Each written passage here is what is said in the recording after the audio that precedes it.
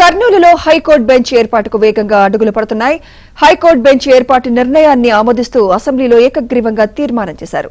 కూటమి ప్రభుత్వ నిర్ణయంపై సర్వత్రా హర్షం వ్యక్తమవుతోంది.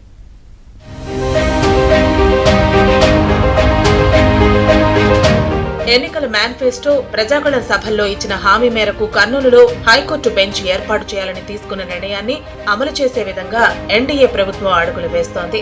పైగా ఇప్పటికే కర్నూలులో ఉన్న లోకాయుక్త, రాష్ట్ర హ్యూమన్ రైట్స్ కమిషన్ అక్కడే ఉంటాయని ప్రభుత్వం స్పష్టం చేసింది. వికేంద్రీకరణ ద్వారా అన్ని ప్రాంతాలు అభివృద్ధి చెందాలని తమ ప్రభుత్వం కోరుకుంటుందని ముఖ్యమంత్రి చంద్రబాబు ఈ తీర్మానాన్ని బలపరుస్తూ అసెంబ్లీలో మాట్లాడారు. అభివృద్ధి వికేంద్రీకరణ జరగాలని సీఎం స్పష్టం చేశారు. అమరావతి రాజధాని అని తాము ఎన్నోసార్లు ఈ విషయంపై స్పష్టతనిచ్చామన్నారు సీఎం చంద్రబాబు. జగన్ ప్రభుత్వం 3 రాజధానుల పేరుతో 3 ముక్కలాట ఆడుతూ విశాఖ, కర్నూలు వాసులను మోసం చేసిందన్నారు. రాయలసీమ రాళ్లసీమగా మారిపోతుందని అనుకున్నప్పుడు బచావత్ అవార్డు ప్రకారం రాయలసీమకు నీళ్లు తీసుకువెళ్లామని చంద్రబాబు ప్రకటించారు. తెలుగు గంగ, ఆంధ్రనీవా, నగరి, గాలేరు వంటి ప్రాజెక్టులను టీడీపీ ప్రారంభించి పూర్తి చేసిందని గుర్తు చేశారు. గవర్నమెంట్ ఆఫ్ ఇండియా కూడా పంపిస్తాం. వీలైనంత తొందరలో కర్నూలులో హైకోర్టు బెంచ్ రావడానికి ఈ ప్రభుత్వం అన్ని విధాల ప్రయత్నం చేస్తాం. వికేంద్రీకరణ ఎక్కడికక్కడ 1-2 సిటీసే కాకుండా ఈరోజు అన్ని ప్రాంతాల్లో సమగ్ర అభివృద్ధి కోసం కట్టుబడి ఉన్నాం.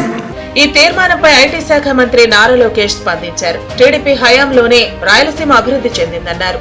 సాగునీటి ప్రాజెక్టులతో సహా ఇతర ప్రాజెక్టులు కూడా తమ ప్రభుత్వ హయాంలోనే వచ్చాయని తెలిపారు. చంద్రబాబు నాయుడు గారి నాయకత్వంలో పెద్ద ఎత్తున రాయలసీమకు పెట్టుబడులు కూడా తీసుకొచ్చారు. అధ్యక్ష మీరు ఒక్కసారిగా చూస్తే అనంతపూర్ లాంటి జిల్లాకి ఆనాడు కియా మోటార్స్, కియా అనుబంధ సంస్థలు తీసుకొచ్చి పెద్ద ఎత్తున అక్కడున్న నిరుద్యోగ యువకులకి ఉపాధి కల్పించింది ఎన్డీఏ ప్రభుత్వం. అధ్యక్ష అంతేకాదు అధ్యక్ష, ఎలక్ట్రానిక్స్ మ్యానుఫ్యాక్చరింగ్ చూస్తే చిత్తూరు, కడప కేంద్రంగా పెద్ద ఎత్తున ఆనాడు పెట్టుబడులు తీసుకొచ్చాం అధ్యక్ష. ఒక టీసీఎల్ కానీ, ఫాక్స్కాన్ కానివ్వండి, అదేవిధంగా సెల్కాన్ కానివ్వండి, ఇట్లా అనేక ఎలక్ట్రానిక్స్ మ్యానుఫ్యాక్చరింగ్ పరిశ్రమలు కూడా ఆనాడు తీసుకొచ్చారు. మిషన్ రాయలసీమ చాలా స్పష్టంగా ఆనాడు నేను ఇక్కడ పాదయాత్ర చేశా, ప్రజల సమస్యలు తెలుసుకున్నా.